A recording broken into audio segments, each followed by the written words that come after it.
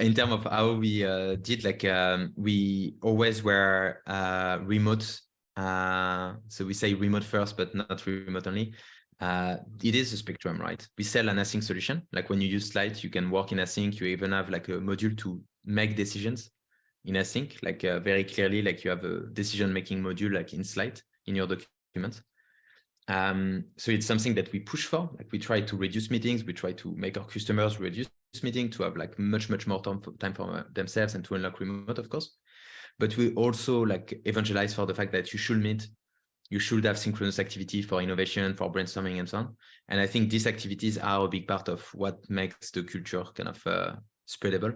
The whole part of, you know, like culture of working by writing, having transparency over the information, having shared ownership. This is kind of built in remote. Like I don't think, well, I'm saying that you do have remote companies that are very much like they track time and this kind of thing, but I guess there are two worlds. I do think for teams that have like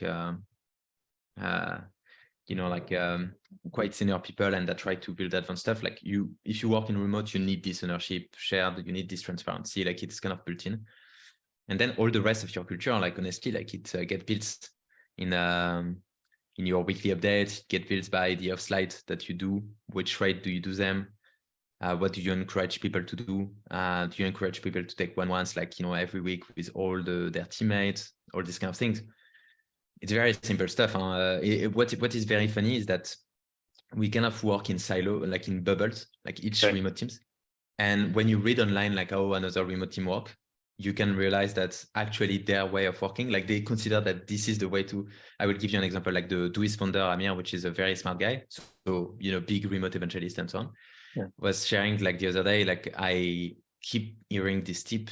So him speaking, I keep hearing this tip that people should not work from where they live.